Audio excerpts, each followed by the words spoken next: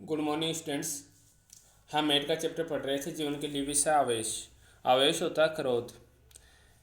क्रोध है वो जीवन के लिए विष है, जहर है।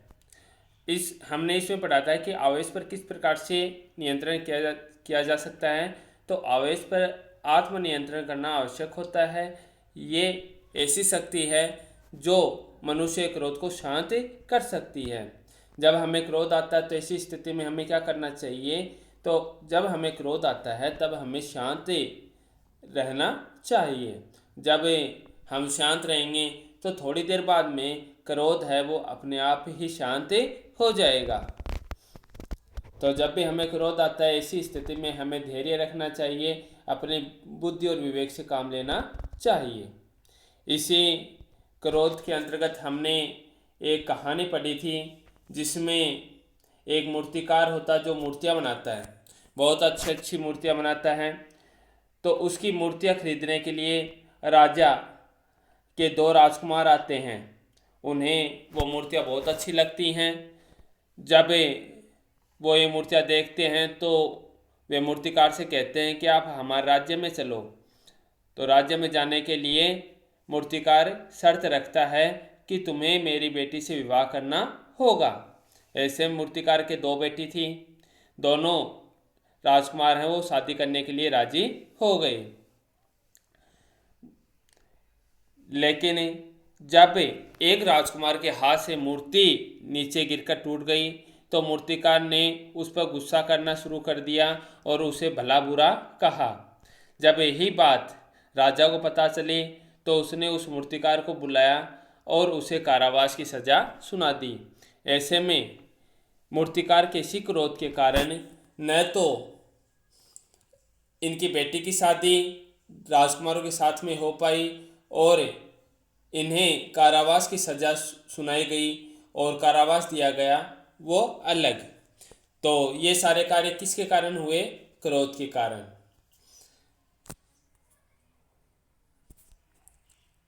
तो कारावास का जो दंड दिया गया था वो किसके कारण दिया गया था? इसी क्रोध के कारण दिया गया था। यदि मूर्तिकार अपने क्रोध पर, अपने गुस्से पर नियंत्रण कर पाता तो उसे कारावास का दंड नहीं दिया जाता और उसकी बेटियों के लिए भी एक सुखद भविष्य मिल जाता, क्योंकि उनकी बेटियों की शादी किससे होने वाली थी?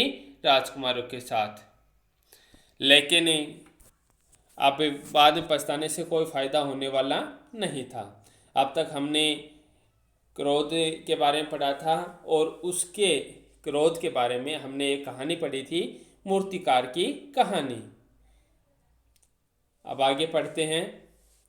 स्वयं को क्रोध से बचाए रखने के लिए हम विविध प्रकार के उपाय कर सकते हैं। विविध प्रकार होता है अनेक प्रकार। तो क्रोध से बचने के लिए हम कई उपाय कर सकते हैं। कौन कौन सी उपाय कर सकते हैं? मन ही मन दृढ़ प्रतिज्ञा होती है, शपथ कीजिए। मन ही मन में ये ठान लीजिए कि मैं क्रोध कभी नहीं करूँगा। और जब मन में ये हो गया कि मैं कभी क्रोध नहीं करूँगा तो क्रोध आ ही नहीं सकता। तो मन ही मन दृढ़ प्रतिज्ञा कीजिए कि मैं आज कल परसों कभी क्रोध नहीं करूँगा। तो सबसे पहला उपाय कौन सा है?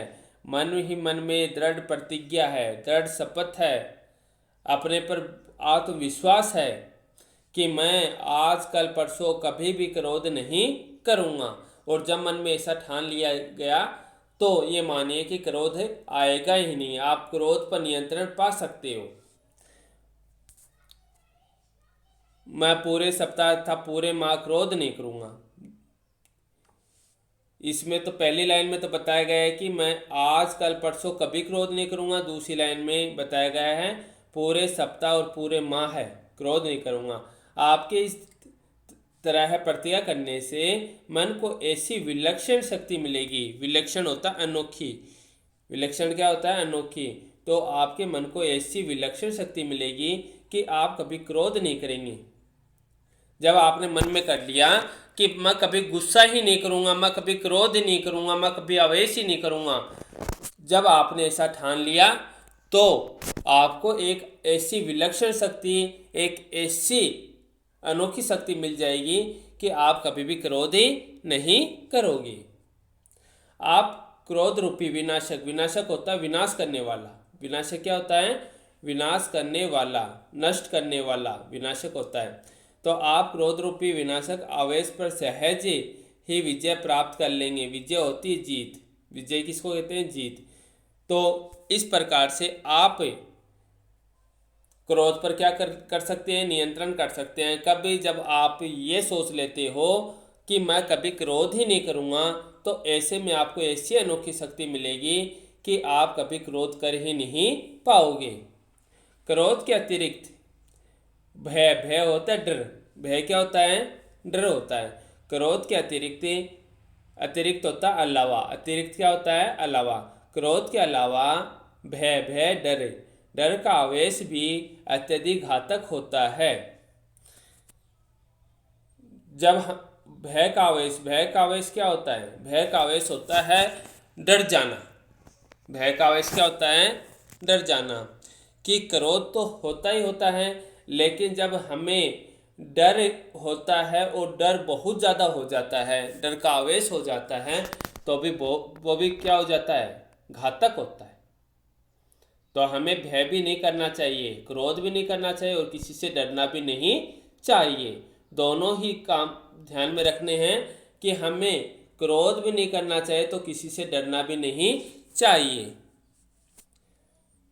भय व्यक्ति के मन को विक्षुब्ध बनाकर मस्तिष्क में आकस्मिक हलचल उत्पन्न करता है। भय क्या करता है, भय करता है व्यक्ति के मन को विक्षुब्ध कर देता है। विक्षुब्ध क्या होता है कि भय है वो व्यक्ति के मन को विक्षुब्ध कर देता है, यानी व्यक्ति जो मन के अंदर से जिस प्रकार का कार्य करना चाहता है, भय है वो उसे उस कार्य को करने ही नहीं देता, उस पर एक रोक बना देता है।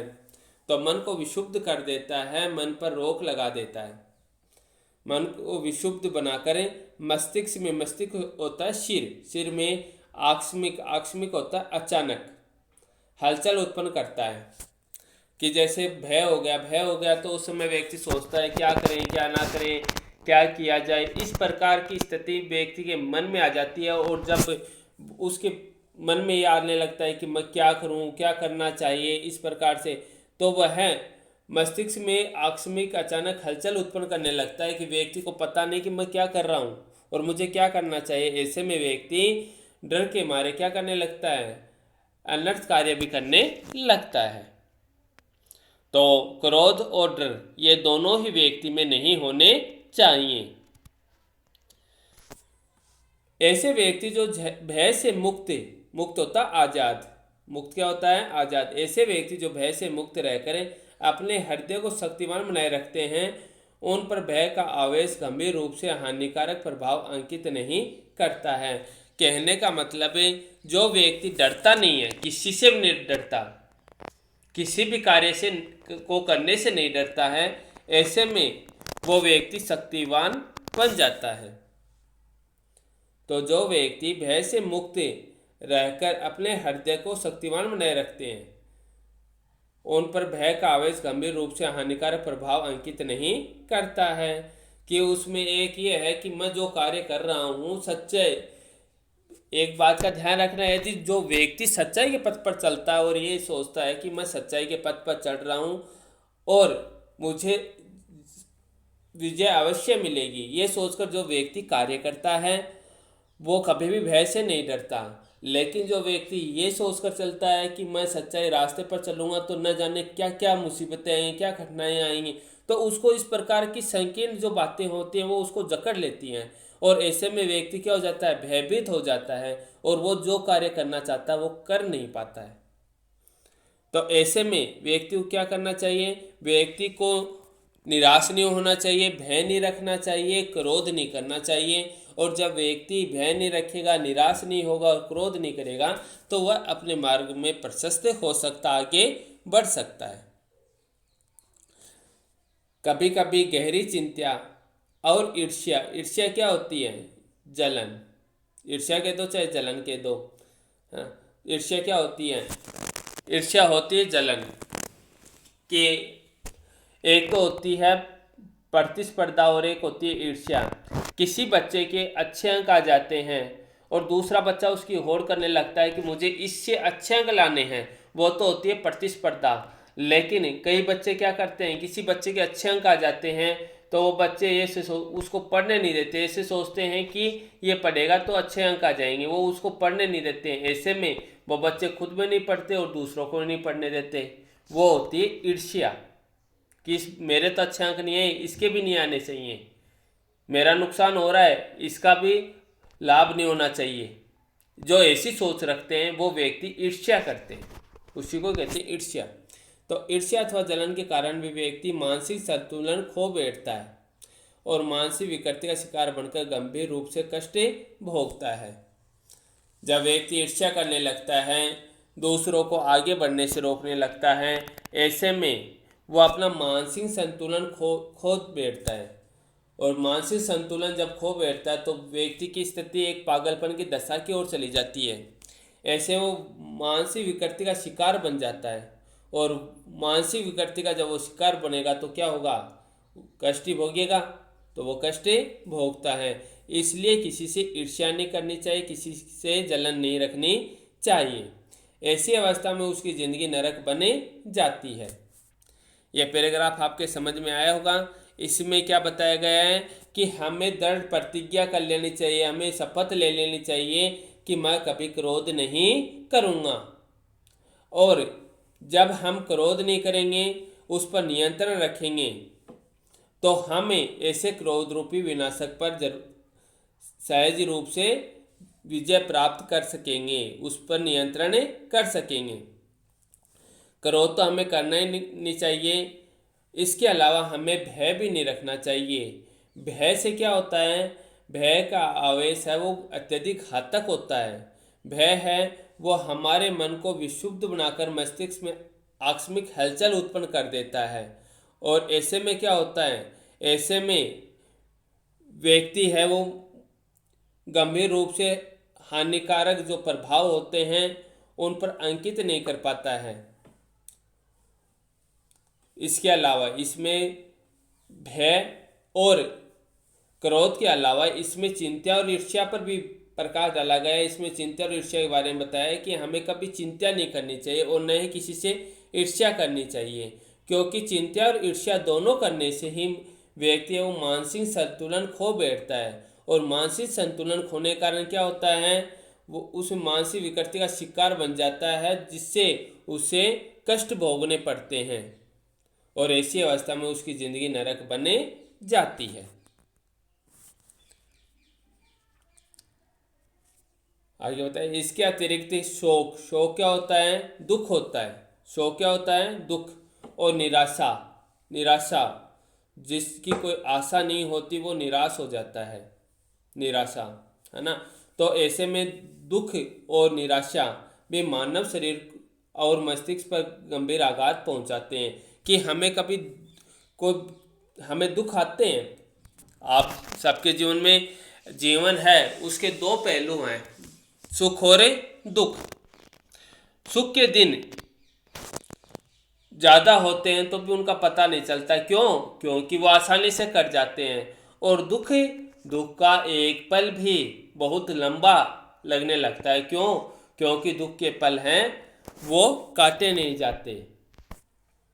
तो ऐसे में जब दुख होता है, जब निराशा हो जाती है, तो ये दोनों ही मानव शरीर पर गंभीर आघात पहुंचाते हैं। तो हमें दुख नहीं करना चाहिए, कभी निराश नहीं होना चाहिए।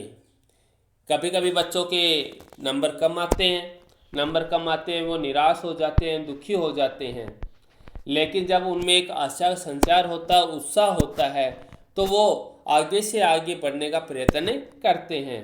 तो ऐसी स्थिति जब आती है, जब व्यक्ति दुखी होता है, दुखी होकर वो निराश हो जाता है, हताश हो जाता है, तो व्यक्ति को अपना उत्साह कभी नहीं खोना चाहिए। उसे ये करना चाहिए कि मेरे में कुछ कमी रही है और उस कमी को ढूंढकर उसमें सुधार करना चाहिए और फिर से एक उत्साह लेकर के आगे बढ़ना चाहिए।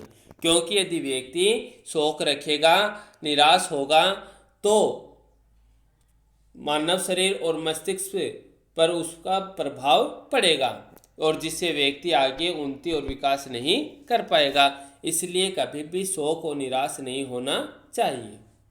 निराशा हमारी श्वास प्रक्रिया पर कुप्रभाव अंकित करती है। कुप्रभाव होता है बुरा प्रभाव। कुप्रभाव क्या होता है? बुरा प्रभाव। तो निराश तो होना ही नहीं चाहिए, क्योंकि निराशा है हमारी श्वास प्रक्रिया पर बुरा प्रभाव डालती है। फलतः श्वास प्रक्रिया मंद पड़ जाती है। इस तरह व्यक्ति अपने बेहतर स्वास्थ्य से हाथ धो बैठता है।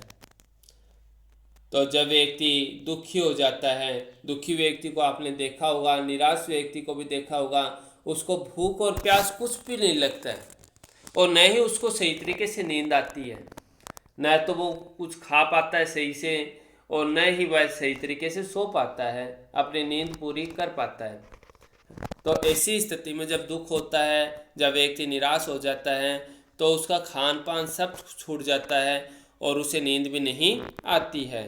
तो ऐसे में उसकी श्वास प्रक्रिया पर कुप्रभाव पड़ता है, उसकी श्वास प्रक्रिया पर बुरा प्रभाव पड़ता है। कुप्रभाव होता है बुरा प्रभाव।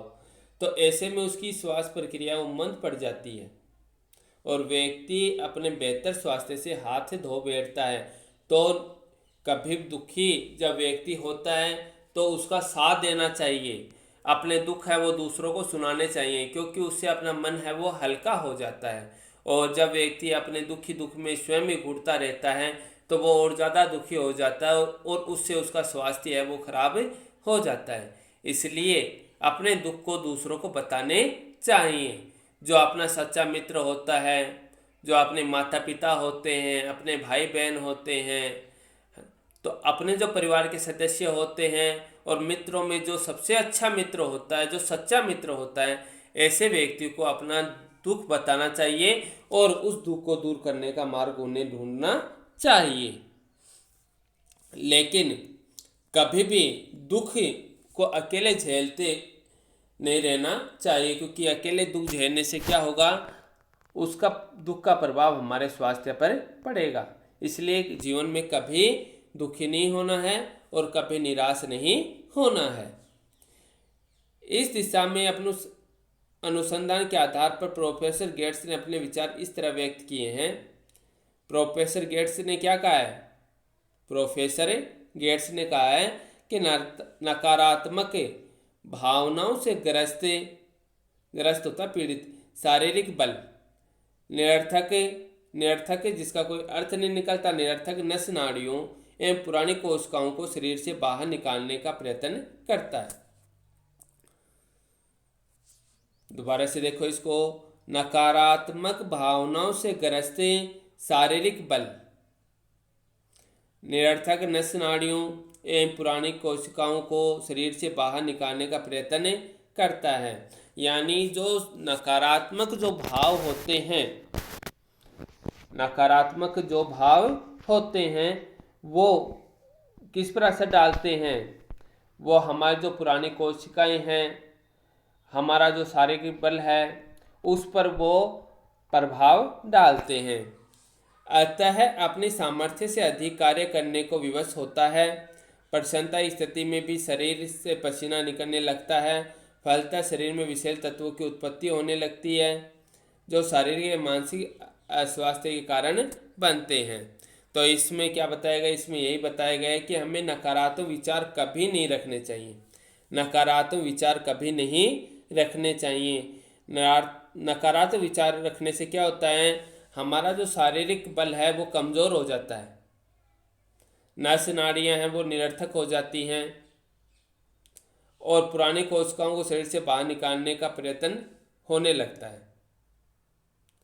तो ऐसे व्यक्ति क्या करता है? ऐसे व्यक्ति सामर्थ्य से अधिक कार्य करने लगता है।